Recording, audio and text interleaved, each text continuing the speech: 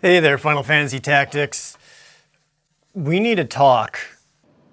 No, it's not about how I probably won't cover you in my series of Final Fantasy videos because you're not technically a mainline Final Fantasy game. What? No, you're absolutely still one of my favorite all-time Final Fantasy games. That's why I wanted to talk to you about... Well, I wanted to talk about your unprotected personal information on the internet. Yeah, and it's because you're one of my favorites, I want to let you know about my favorite way of staying safe while browsing. And it's with ExpressVPN. Every time you browse the web on an unsecured network or website, your information is at risk. I use ExpressVPN to shut all of that down, as its virtual private network provides IP masking and encrypts my connection, hiding my IP address and letting me browse anonymously and safely. With over 90 countries listed, there's plenty of options to choose from to get your VPN going. I'm glad you asked. ExpressVPN is the best option to use thanks to its easy-to-use app with literally one boop and I'm protected.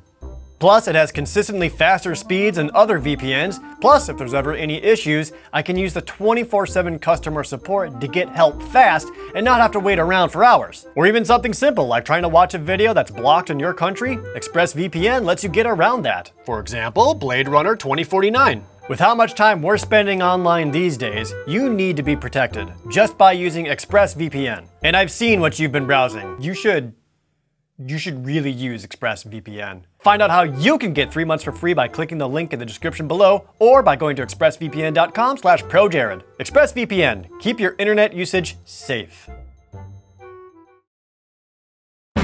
Leaving the world of cartridges behind, Final Fantasy leapt onto the PlayStation 1. Sick of using whatever stupid numbering system America was using, Square finally got things back on track in the West by releasing Final Fantasy VII as Final Fantasy VII. And from here on out, there were no more confusing Roman numerals for us to worry about. Come on. Final Fantasy VII is the one that everyone knows to some extent. Everyone has knowledge of Final Fantasy VII, even if they've never played it. Cloud, Sephiroth, the most spoiled video game moment ever. Before I start to talk about the game properly though, it has a really fascinating development story. Final Fantasy VII's development began as a 2D sprite-based RPG using similar assets to Final Fantasy VI. Look, there's Locke. This was in 1994, but another game was struggling to finish within the company, so the entire team switched over to help finish it. That game? Chrono Trigger. As Nintendo was sending out development kits for the Nintendo 64, Square put together a demo of what a game of theirs would look like on the N64, shown at Nintendo Space World. It's a short visual demo of a stone golem battling Locke, Shadow, and Terra? Based on this, Square told Nintendo that their ROM cartridges would not be able to hold the RPGs they wanted to make. They offered a lot of advice on how to improve the N64, and the current Nintendo president and top asshat Hiroshi Yamauchi refused to listen to them. The rest, as we know, is history. Squaresoft went from practically being a second-party developer for Nintendo to making games for Sony. Only Sony's hardware could pull off what they wanted. So, beginning with 7, Final Fantasy entered the era of the PlayStation.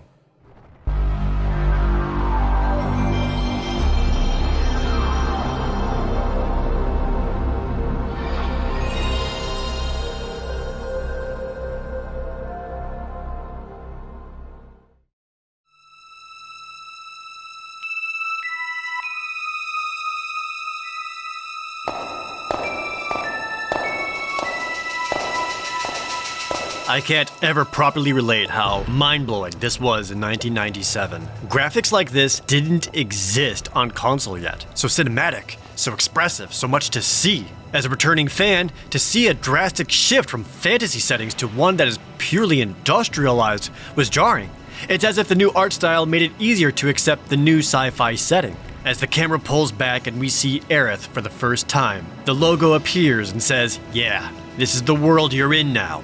And while jaws are still agape, the camera pushes back in, putting us right into the world that we could barely take in. And as the train comes to a stop, we are introduced to the main character, Cloud.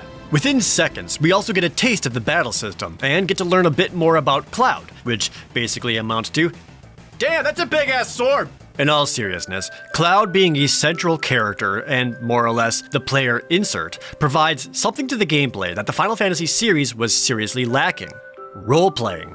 Numerous small decisions pop up throughout the game, allowing the player to choose if Cloud is receptive and listening to people talking to him, or an aloof butthole by responding with his trademark, "Not interested," but it does put the player more into the character's shoes than any other single Final Fantasy game before it. Final Fantasy VII has the most role-playing in this role-playing game series since the franchise started. What elevates that is how the role-playing itself ties into the game's plot, which I'll get to later. Speaking of gameplay, the battle system. It's the familiar stuff we've seen from the last 3 Final Fantasy games. The active time battle system, attacks, magic, defend, items, etc. Only now with a party size of 3. Actual combat mechanics, much like Final Fantasy VI, hasn't changed a whole lot. Visually, however, tons has changed. For the first time, party members actually move forward to make contact with their attacks against an enemy. Even the enemies have animations for their attacks and react to getting hit. This breathes a lot of much needed life into the look of combat, since before the best we had was some magic effects and maybe some blinky enemies to signify attacks. In fact, every bit of animation got supercharged when the game went 3D. Battle intros are now all like, whoa, look at all of this! Bam, big enemies! Look how gorgeous these spells are! And because of this, battles take so long! All of these graphics add in so much time to every single fight, it drags every random battle. Again, at the time, I get it. Square is really banking on their presentation, but even compared to the previous titles, this takes so long. Especially when you use any kind of summon. They are massive with tons of effects and graphics. The sheer scale of them are fully realized for the first time. And they're boring. They take forever to finish. Most of them take anywhere from 20 to 30 seconds. But I would be remiss if I didn't mention perhaps the most infamous of all summons, Knights of the Round. The summon is incredibly powerful and takes almost a full minute to go off. That may not seem like much, but imagine that happening in numerous battles throughout the whole game. And this isn't including special attacks, enemy abilities, or limit breaks. That's a new thing added to combat though, limit breaks. As party members take damage, they build their limit break meter, which allows them to use an extra powerful ability. It's a sort of comeback mechanic when you're being beat down. Even better, you unlock several additional limit breaks as you progress throughout the game, including some hidden secret ones, making sure that limit breaks don't fall behind in power. And it works so successfully here that it's essentially reused to some degree in several Final Fantasy games after this. The battle system itself hasn't changed much, again outside of introducing limit breaks and fancy-ass animations. However, Final Fantasy VII's true innovation and super fun gameplay comes from outside the combat, and it's in the form of the Materia system. Every single special attack, spell, or passive ability comes from magical stones called Materia, and when equipped, imbue that party member with its power. So to cast spells like Fire or Cure, you equip the Materia, and now you have it. Or to get abilities like Steal, or Jump, or to have summons. And each Materia levels up, becoming more powerful, unlocking new spells and improved abilities. Equipping Materia can also alter stats, such as improving magic or additional hit points. This means that every party member can have any specialty, any spell, any ability, fill any role you need. Barret, a healer? Why not? Tifa, your stealer? Can do! A Materia that makes Yuffie an integral and useful party member?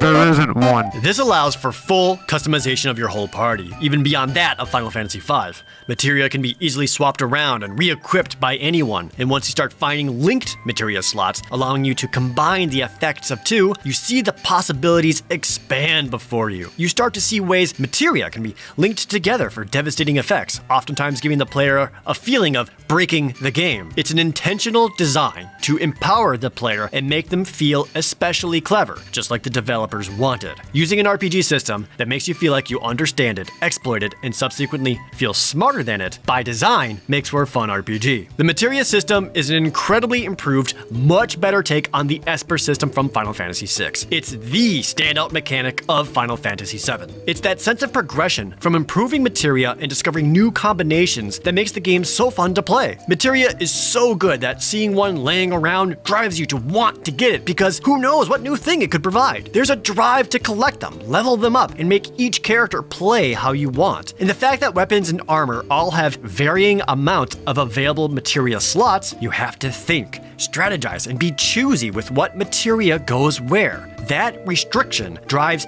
creativity, because not one character can do everything. There is a downside to it all though. Because every ability is tied to materia, every character is essentially a blank slate. There's very little that separates them from each other outside of their weapon, their limit break, and only a small variance in their base stats. In a sense, it makes the materia end up being more unique than the characters themselves. It takes away their individuality for being comprehensive. There are times where you end up having a set list of materia that you simply move around to whoever is in your party at the time, rather than having a certain person in your party because of the materia that they have. Plus, whenever party members switch out, the pain of having to shift around and re-equip every single goddamn one can get to be real arduous.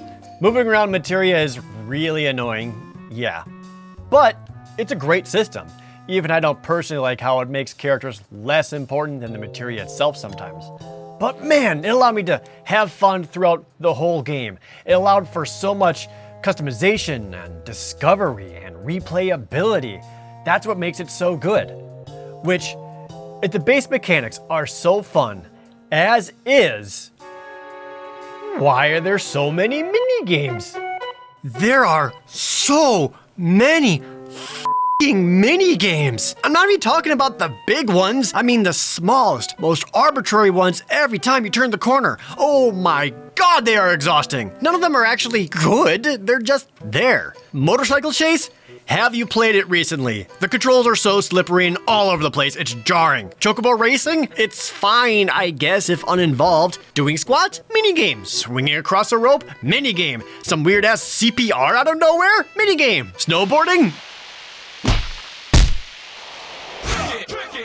Whatever the hell this boring ass shit is, a minigame to not freeze to death, slap, slap, slap. Why are there so many? None of them are optional. All of these have to be done at some point to progress the game. There is an entire section of the game dedicated to just minigames, known as the Gold Saucer. They are everywhere. You can't escape them, and way too many of them takes any momentum the game has and grinds it to a halt. It's too much. So many of them can be done away with. It would only smooth out the pacing. Almost every minigame is too easy, so it hardly feels rewarding. And to be frank, all of Final Fantasy VII is too easy. For how much forethought you can have with equipment and materia setups going into any battle, very little of it matters. The bosses that show up hardly pose any threat of any kind, and almost never require any kind of strategy or interesting tactics. A lot of them also die so quickly, right down to the very final disappointing boss. It isn't as easy as, say, the SNES version of Final Fantasy IV, but 7 is easier than all of the other ones. There are a few notable exceptions to this. Final Fantasy VII has a couple of super bosses that are incredibly difficult and take a long time to defeat. The Emerald weapon and the Ruby weapon are tough, and are bigger goals to beat than the game itself. If anything, that's one thing I'll give the game in general. Its endgame replayability is the best the series has. From the weapons to fight, to breeding chocobos, to getting the Knights of the Round materia, and if I'm being honest, the minigames. Yeah, they're almost all universally crappy, but go back to sitting in your room, PS1 controller in hand, and only owning like 3 PlayStation games. Final Fantasy VII had a lot of things to do to keep you coming back to it as a kid. Even if those things were dumb, it was something to do. I give it sincere credit for that. The mini-games are dumb, but the gameplay is still very good. Final Fantasy VII is fun to play. When I think about its legacy, though, its gameplay has very little to do with it. What elevates Final Fantasy VII into reverence for so many people is its story. Do I give a spoiler alert here? Like, are there spoilers? We all know it by now, right? Like, do I even bother trying to explain? Whatever, I'm going into spoiler territory. I might as well go over the big one, yeah? The one so impactful that it persisted for decades, becoming as much of a gaming spoiler staple alongside Your Princess is in Another Castle and Chic is Zelda. Aerith dies. Final Fantasy VII was not the first entry to have a party member death. It does do it the best. Not what I meant. Aerith's death scene isn't telegraphed, unlike Tella after he says how self-destructive Meteo is, and unlike Galuf when he fights beyond his limit. It just happens. This isn't the same as being foreshadowed, because it is hinted at before it happens. In the moment, there's nothing making you think, oh yeah, they're dead. It's sudden, out of nowhere. And, unlike the previous games, the losses are real. No one else had abilities like Aerith. From her healing limit breaks and affinity for magic, nothing makes up for her. She's irreplaceable.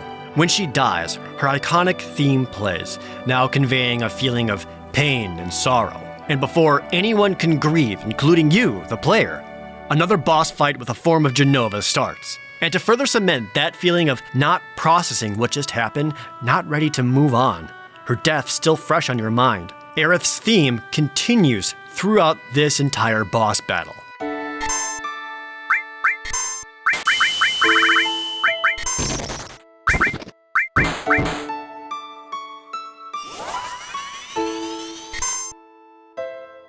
Just like real life, when someone close to you dies, you don't always get time to stop and mourn.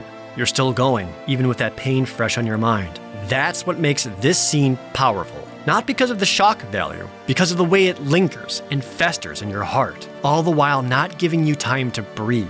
It's had such a lasting impact on so many people for decades because of how well Aerith's death is portrayed. More importantly than that, another big reason as to why it worked so well was because of how likable of a character Aerith was. She's introduced as a flower girl, as fragile and dainty as the very thing she sells. Her personality is the opposite of that, more crass, in your face, not afraid to speak her mind. She is supportive, at times flirty, and is empathetic.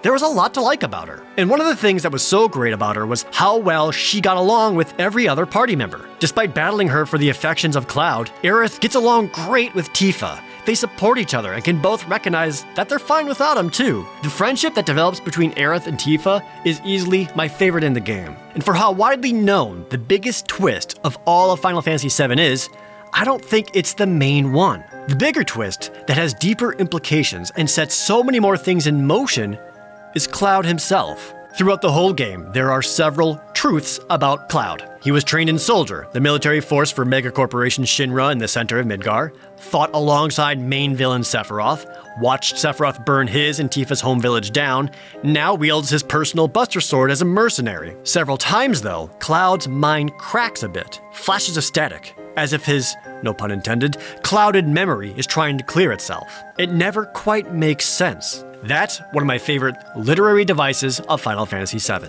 Cloud is an unreliable narrator. Even as the main character, as the main person the player is, he can't be trusted. As we discover, Cloud never did anything of note. It was his friend Zack, the original boyfriend of Aerith, who did all those things. Zack had the Buster Sword. Zack graduated Soldier. Zack tried to stop Sephiroth when he burned Nibelheim down. Cloud took these memories as his own, lying to himself and everyone he's met. What makes this work so well was because the fact that Final Fantasy VII has role-playing in it. Because Cloud is very clearly the central character, and the player is almost always controlling him, the narrative cements the idea that you are Cloud. Because of this, role-playing choices actually present themselves to the player. Remember, how does the player choose Cloud to be? Positive to people? Aloof?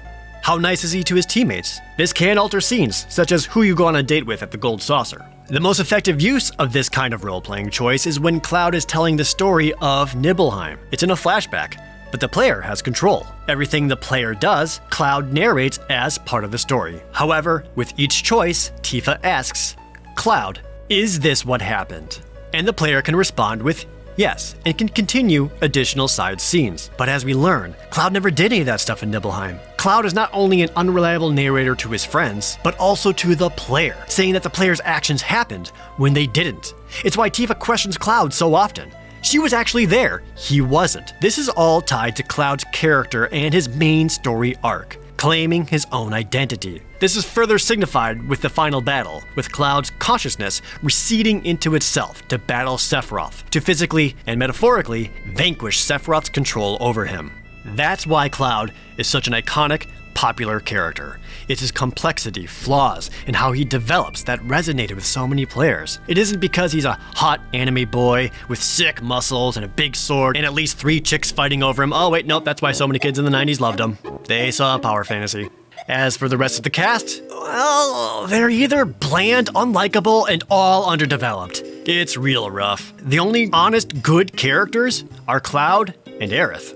Tifa has some good merits, but she's aware that Cloud isn't telling the truth all the time and only enables him, making things way worse. She has a flimsy excuse of not wanting to hurt him when she finally confronts his delusions, but by then it's far too late. Barret, while remarkably the first major black character in Final Fantasy, falls into being a stereotype. His relationship with Marlene is used more as a prop for himself than genuine development, and any growth he goes through stops after you get to the third town. Similar thing with Red 13. He is completely without personality and goes through zero development whatsoever. The only thing he gets is a scene at Cosmo Canyon where he learns that his dad wasn't a total coward. But this doesn't change who Red 13 is. A character's relationship with another changing isn't the same as character growth. Red 13 might be the most boring and bland of them all. Yuffie and Vincent are hardly fleshed out and are considered bonus characters so much that they don't even appear in any cutscene. Kate Sith is an obnoxious dick who joins the party for completely forced arbitrary reasons, and yet they let him stick around after betraying the party numerous times. And Sid, he isn't the grumpy but lovable old man trope. He's an abusive prick who continues to be abusive to the very end. Even when his close assistant is trying to help and do what's best, even saving his life, he'd rather belittle her than say thanks. Even other characters that everyone knows are so incredibly minor, they have no personality to speak of. Reno and Rude come to mind, along with most of the Shinra employees outside of I'm evil!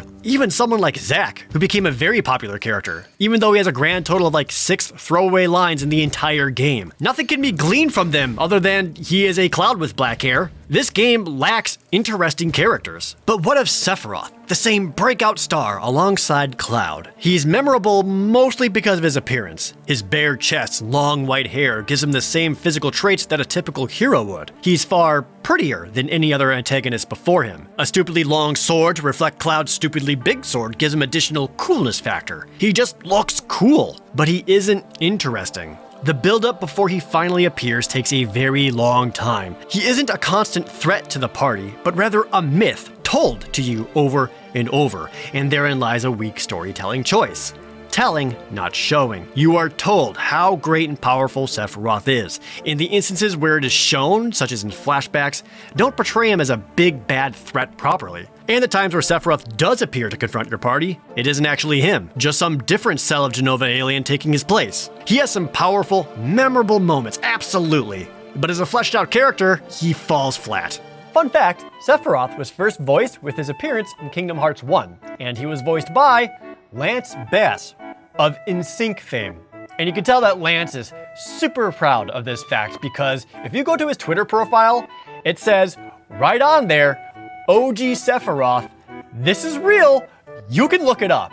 And I can't help but feel that he's really silly sometimes. Like even after he kills Aerith, he just kind of stands there like a dingus the whole time, then inexplicably pirouettes away. Or that time in the Nibelheim basement where he confronts Cloud, yeets a Materia at him like a baseball, and then planks away. There is a lot of ridiculous, I cannot take this seriously, moments with him like that. Also, the ending sucks. It completely lacks a denouement. There's no epilogue or feeling of closure or a glimpse into their post-conflict lives. Meteor is stopped, Aerith makes a brief appearance to remind you she was murdered, and then credits. You're left with the feeling of, oh, that's it? After the dozens of hours and personal investment sunk into the story. Keep in mind, most of my criticisms of the characters is just how they are in the original PS1 game. Many of these characters become more fleshed out, more realized thanks to the slew of additional games and movie taking place in the Final Fantasy VII universe. That's what made them more believable and more interesting. The original game doesn't do it well enough, with a few exceptions. What helps is that the whole game is presented incredibly well. Graphics aside, a lot of small changes to the series elevate 7's storytelling. An example being that more than one dialogue box can appear at once. This allows for more dense conversations, or for characters to interrupt one another, or to make crowds of people seem more lively. It's only text, but a vast improvement over to what was done before. And the graphics did help the presentation. These camera angles are awesome. It allows for more interesting shots, pushing in, showing more important information and characters. There are times when it's used to help show a character's emotional or mental state just by changing where the camera is. Wide shots can help with scale, close shots can help with intimacy. The new pre-rendered backgrounds allowed for so much detail and vibrancy than ever thought possible. I've spoken before about how I like it when there are scenes that just lets the characters talk, and it isn't always about forwarding the plot. Final Fantasy VII does this a lot, and it's wonderful. There are many times where the party members just talk, and it didn't have to be about what to do next or recapping the plot for the player. Though the characters aren't particularly developed, they at least get some good scenes in. Everything is enhanced by a great soundtrack. Upon turning it on, the familiar prelude plays, as if to tell returning fans, hey, don't worry, this game is different, but it's still a Final Fantasy, you know. That familiar but different motif is evident in two other core musical tracks. The battle theme does not have that opening bass riff used in every game before it. What we still have is an excellent battle theme. My favorite part is when the piccolo chimes in.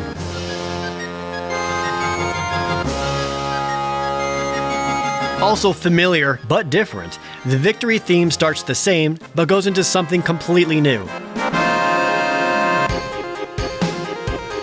There are numerous great songs to mention. Aerith's theme, the Gold Saucer theme, the boss theme, the opening bombing mission, Genova, but above all else, one song stands beyond all expectations.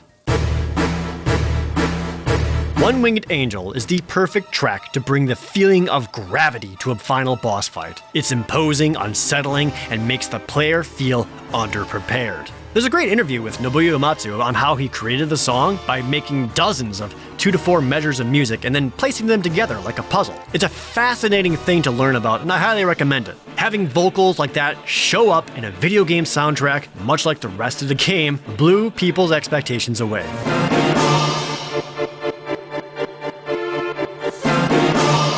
It's too bad Sephiroth is so easy that he dies before you can barely hear it. Altogether, Final Fantasy VII is pretty good. The core gameplay is great, even though it has obnoxious and unnecessary mini-games, a couple of excellent characters, although the rest of them fall flat, some incredible, memorable moments, but otherwise suffers from weak storytelling. I don't think Final Fantasy VII is the best one ever. So how is it that Final Fantasy VII became so massively popular? Well, that's easy. Marketing. Squaresoft put a budget the size of a behemoth behind Final Fantasy VII in the West. They really wanted to make this one a blowout success. To do this, they showcased one big thing and one thing only: its graphics from its cutscenes. Every single advertisement and commercial showed Final Fantasy VII in some sort of CG cutscene, making the graphics mind-blowing. Remember, this kind of 3D visuals wasn't feasible on a home console, and people didn't widely own high-powered PCs. They didn't show the Lego-like overworld character models or the rather crusty and awkward animations. It was all high-octane, high-fidelity polygons, baby. More importantly, to get people to play Final Fantasy VII, in every single advertisement, they refused to mention one single word: RPG. RPGs were so incredibly niche in the US and even more so in Europe. To show it was an RPG immediately narrowed the people who would be interested in it. Hundreds of thousands of people wanted to play Final Fantasy VII because they saw good graphics, an interesting setting, and cool looking characters. No one knew what kind of game it was, but they wanted to buy it and play it. And it worked. I have an additional theory as to why it worked so well. It came out in 1997, right at the time when the United States was starting to see more of and fall in love with anime. Dragon Ball Z and Sailor Moon were major factors into this, as was the Pokemon anime. Suddenly, here was this game that looked anime. It struck just the right chord with young teens and kids to want to have and see more of that aesthetic. I only have my own observations and anecdotal evidence for this, so it's by no means fact, but I believe it was an absolute factor of arriving at the right time with the right circumstances. I like Final Fantasy VII. It's very good. I do feel it's a bit overrated in general, but that doesn't make it a bad game, far from it. It's nostalgic too and cherished by a lot of people. And that's why there is this singular, undeniable fact about Final Fantasy VII. It's the most important one. Look at how many people never played a single RPG before Final Fantasy VII. Look at how many people never even heard of the Final Fantasy series before it. It changed the industry. Before, platformers were the #1 genre people wanted to play. After Final Fantasy VII, it became RPGs, and that hasn't changed since. Games were changed to be bigger, longer, trying to outdo it. It was thanks to this game that suddenly hundreds of RPGs that were multiple discs long were considered the norm and desirable. Blah blah blah, but without Final Fantasy 1 there wouldn't be a 7. Shut up. That's not the discussion. Final Fantasy VII paved the way for these grand, story-rich games to be console sellers. Final Fantasy VII also further skyrocketed the PlayStation 1, and the console's deep library of RPGs made it crush the Nintendo 64. Not just here, but in Japan too. N64 owners were envious of the RPGs that Sony was getting, that they were desperate for anything. That's how we got Quest 64. There were adverts directly making fun of how such a big, impressive game could never even fit onto a Nintendo 64 cartridge. It used the console war to its advantage and changed a lot of people's lives. And for all the new players, maybe it was the marketing that worked on them, or just the shiny graphics, or just the anime style, or just the cool and/or hot boys that got them to play it. So what? Who cares? They still discovered their love and appreciation for RPG gameplay, immersive storytelling, and letting games have emotions. It is deeply connected to the childhood for a lot of people. Much like how Final Fantasy I and Final Fantasy VI helped shape me into the kind of person I am today, Final Fantasy VII did the same thing for way more people. Look at how long people were calling for a remake. Ever since it was used for just a tech demo for the PlayStation 3 in 2005, there was a demand for it. People lost their minds, wanting to see their childhoods and their emotional selves displayed how they imagined it when they first played the game. Every E3 since that one in 2005, people always brought up a potential remake for Final Fantasy VII. It truly does not matter if it's really the best one or not. It's because of Final Fantasy VII we have the fanbase and the numerous sequels that we do today. It's by no means my favorite, or even in my personal top 5, but upon playing it again, Final Fantasy VII is better than I remember. A bit crusty around the edges in some departments, but very good still. And I can't thank it enough. Without this one's success, we never would have gotten Final Fantasy Tactics, Final Fantasy IX, Final Fantasy X, 11, 12, 8, 13. Oh, you know what? You motherfucker!